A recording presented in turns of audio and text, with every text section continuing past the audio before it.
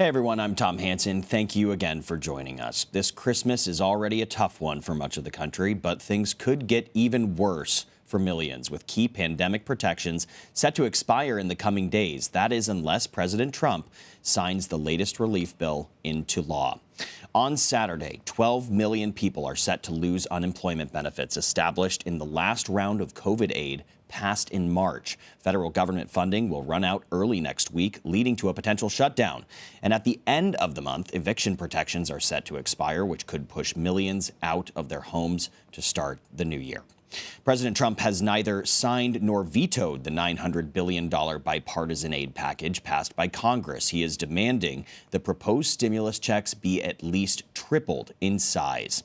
House Democrats tried to do just that Thursday morning through a process known as unanimous consent. It only took one Republican to sink the plan to increase direct payments to $2,000 per person. Speaker Nancy Pelosi plans to put the issue to a full vote next week. Despite aligning with President Trump on giving more money to the country, Democrats criticized him for refusing to sign the already passed bill into law. Was this bill perfect? No. But it was a down payment on getting COVID relief to the people of this country. And then the president, when we finally thought that we'd be able to give people hope, that's what people need, hope, and be able to begin to continue to work on this in January, doesn't give a damn about people. He threw more fear. He threw kerosene on a terror fire and is now threatening to veto this bill. CBS News White House correspondent Paula Reed joins me with more. She's in Florida with the president, who is spending Christmas at his Mar-a-Lago resort. Paula, happy holidays. Good to see you. These negotiations have been going on for months now. Why did President Trump wait until after the relief bill was passed to throw a wrench in the process? Well, it's unclear why the president waited this long. These negotiations have been going on for well over 6 months. The president has remained largely on the sidelines. He has deferred to his Treasury Secretary, Steve Mnuchin, and his Chief of Staff, Mick Mulvaney, to negotiate on behalf of the White House. And the fact that he came in after there was a bipartisan consensus, after there was a bill, and then demanded that these payments be tripled, puts him not only at odds with his own party, but also puts millions of Americans in limbo as they wait for this relief. Yeah, it really surprised a lot of people, pretty much stunned everyone. Lawmakers from both parties are expected to override the president's veto of next year's military spending bill. So does President Trump think he has the leverage to push Senate Republicans into backing these $2,000 direct payments? That's right. So we're talking about two different bills here. The first is a defense spending bill that the president had signaled that he would potentially veto if lawmakers did not bound his demand to include in there curtailments for protections that are currently enjoyed by social media companies. Now, they have the votes to override this decision by the president to veto that bill. The president said he was also upset because in that bill were provisions that would require military bases named after Confederate leaders to be renamed. But that will likely be an override that will still go forward. But when it comes to the stimulus bill, it's not really clear what happens next. The president has not made it clear to anyone if he will veto this bill if it comes back without these stimulus payments increased, or if he'll just sign it, move along, and then become involved in negotiations.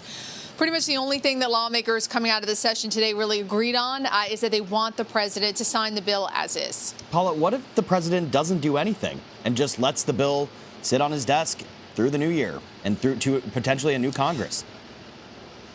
Those millions of Americans remain in limbo, waiting for that relief, either for their employer or those direct checks. The other problem you have is that the government will shut down on Monday for the third time in the president's administration. Now, there is a potential stopgap measure that they are considering to keep the government going through the next session.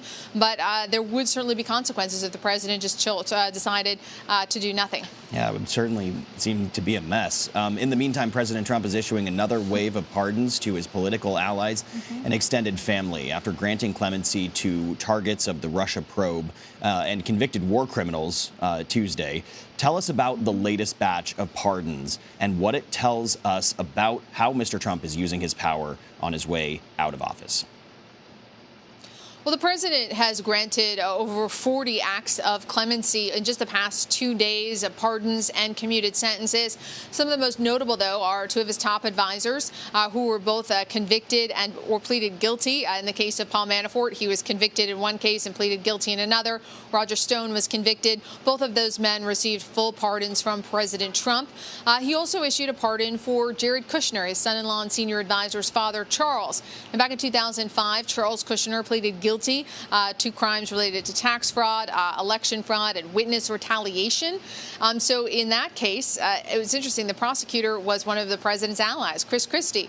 Chris Christie described that case as one of the most loathsome he had ever prosecuted, specifically referring to allegations that Charles Kushner, as part of that case, hired a prostitute to approach his brother-in-law, filmed that encounter, and then had it passed off to his sister. But he has also been granted a pardon now. The president's pardon power, though, is absolute. He can offer a pardon or commutation to whoever he wants for federal crimes. It does not protect from state charges. But the choices so far that he's made, it really does signal that he is focused on people who have been loyal to him or people who have really high-profile connections. Yeah, and many people are anticipating even more controversial pardons in the days and weeks to come while the president still has his power.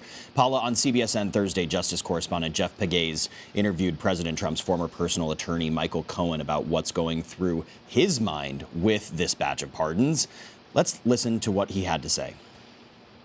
What Donald Trump did by leaving, heading to Mar-a-Lago, and at the moment that he landed and was safe and secure, that's when they started to release the names for the pardon. He used to do the identical thing at the Trump Organization. Right before Christmas, when they would hand out Christmas bonuses, he would take off and leave. And once he was either in flight or he was already down at Mar-a-Lago is when they would release all of the bonus checks. And that way, if you were unhappy with what you got, you had no way to reach him because he wasn't picking up the phone. What he is right now is very, very nervous, and he's very scared because in 27 days, he knows that Joe Biden is going to be sworn in, and that's when there's going to be a plethora of litigation and subpoenas that are going to be flying around that he cannot control anymore with his corrupt attorney generals as well as his corrupt people that are, standing beside him.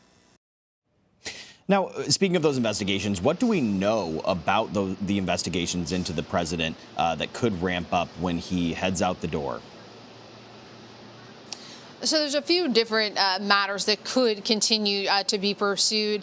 At the federal level, congressional investigators, they have done reports and unearthed information and evidence suggesting a wide variety of misdeeds by people in the president's inner circle. There are still also questions about the president's conduct surrounding the Mueller investigation, particularly some of these pardons. Some of the Mueller prosecutors have suggested, for example, bring Roger Stone, bring Paul Manafort, put them on the stand, see if in fact there was any quid pro quo, any agreement for these pardons in exchange for them not cooperating in that investigation. So that is one possible track. But the bigger concern for the president is likely at the state level, particularly in the state of New York. The Manhattan District Attorney has been investigating the president for various business matters related to possible allegations of fraud.